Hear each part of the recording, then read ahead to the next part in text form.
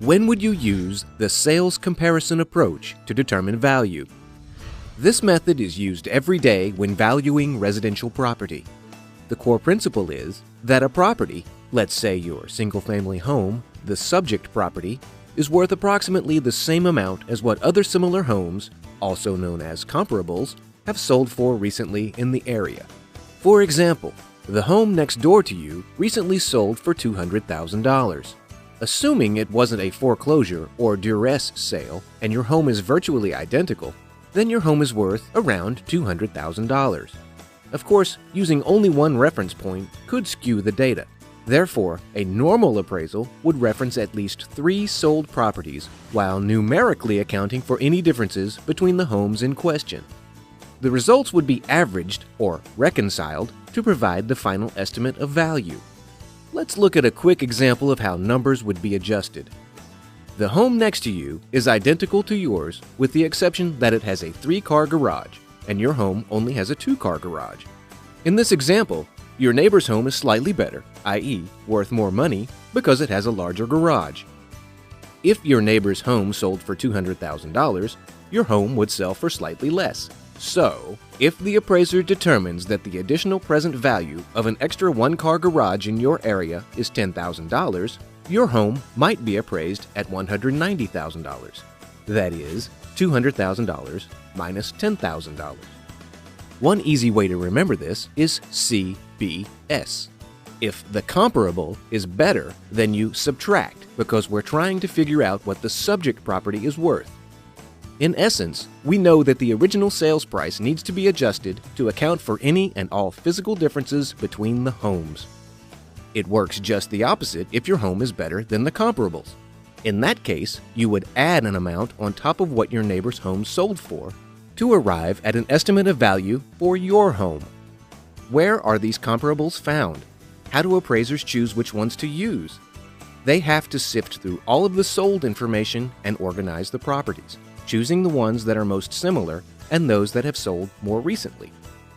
Most appraisers are members of the same multiple listing services that real estate agents belong to, so they can access currently listed and sold information online. They can also reference any other public information available to them at the recorder's office or courthouse. Using the two together would give a more accurate account of all property that was listed and sold, including for sale by owners. Remember, the more up-to-date and comprehensive the information, the more accurate the appraisal is likely to be.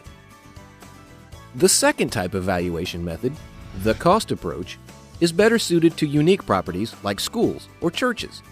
Properties such as these are seldom rented or rarely sold, so the total cost to reconstruct becomes the most important method when appraising current value.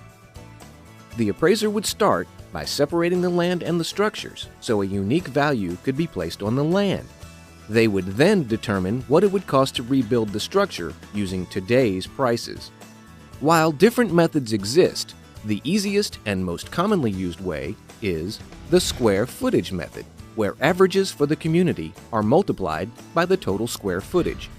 For our example, we'll keep it simple, but garage space or basement square footage would be treated uniquely, as each would have a different cost to build.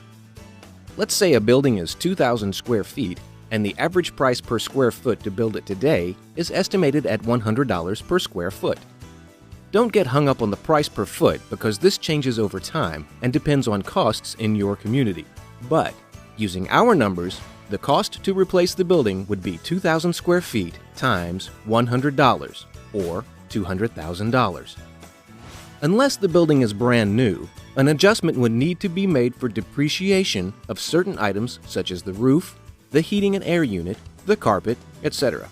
In these cases, the appraiser would deduct the total accumulated depreciation.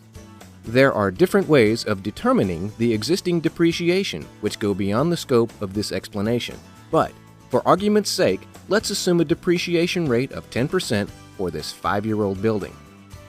The current value of the structure, as it sits today, would be $200,000 minus 10%, or $20,000, which results in a building valued at $180,000. At this point, the appraiser would add back in the value of the land, which would be included in any sale. Let's say it's $50,000. So the current value of the building and land would be $180,000 plus $50,000, which is $230,000. Separating out the land and adding it back in can be confusing, but there's a good reason why it's done. Land is not depreciated because it will always be there, assuming no mudslides, whereas any man-made structure has an estimated lifespan. The economic life is the time period that the appraiser determines the property will continue to be useful for its intended purpose, which in turn helps them determine current depreciation. If depreciation seems subjective to you, then you'll probably like the final and very straightforward income method of estimating value. The income approach to value is commonly relied on heavily when trying to determine a value for rental properties. Since investors are all about making a return on their investment, they prefer verifiable documentation they can use to determine a reasonable value. This is accomplished using a formula commonly referred to as ERV. The yearly net income of a property divided by the desired rate of return would result in a suggested value. If a building's rent for the entire year is $24,000, $2,000 a month, and the investor wants a 10% rate of return, sometimes referred to as a capitalization rate, then the building has a value to that particular investor of $240,000, $24,000 divided by 10%. There is an inverse relationship to value and the desired rate of return, so the greater the desired return, the less the investor could pay for the building.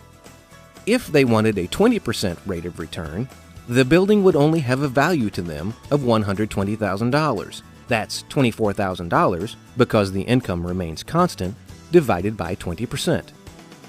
In these calculations, it's important to remember that income is net income, not gross income.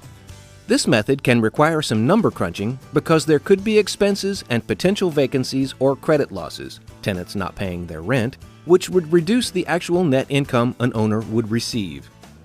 If this math is making your head spin, here's a substitute method that's sure to make you smile.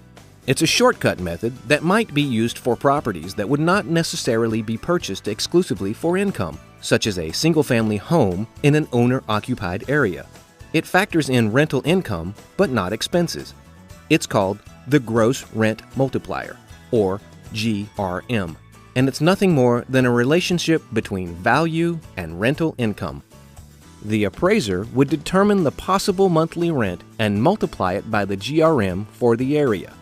This would result in the projected value. If the GRM is 100 and the property would rent for $2,000 a month, according to this approach, its approximate value is $200,000. $2,000 times 100. You may be asking yourself, where does the GRM come from? That's an excellent question. It is generated by what other properties have sold for in relation to what they rent for.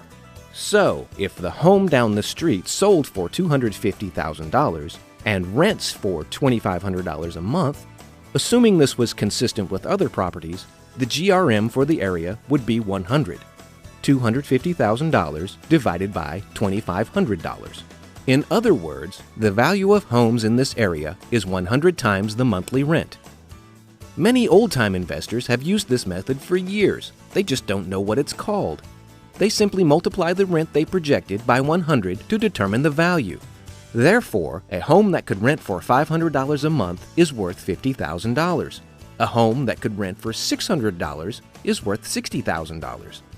Each of the appraisal methods has its own pluses and minuses, depending on the situation and type of property being appraised. While they each are best suited to a specific type of property, in reality, the appraiser will use at least two of the three approaches on every property to confirm the value as best they can. If it's a single-family home, the appraiser will pay more attention to comparables, They may also calculate the value via the income approach and/or the cost approach to confirm what they discovered when viewing the comparable sales information. The term reconciliation is used to describe taking all of the methods and numbers used to ultimately arrive at the final number that serves as an estimate of value. It seems like a lot of work, and everyone is still going to argue over it regardless of what the appraiser says.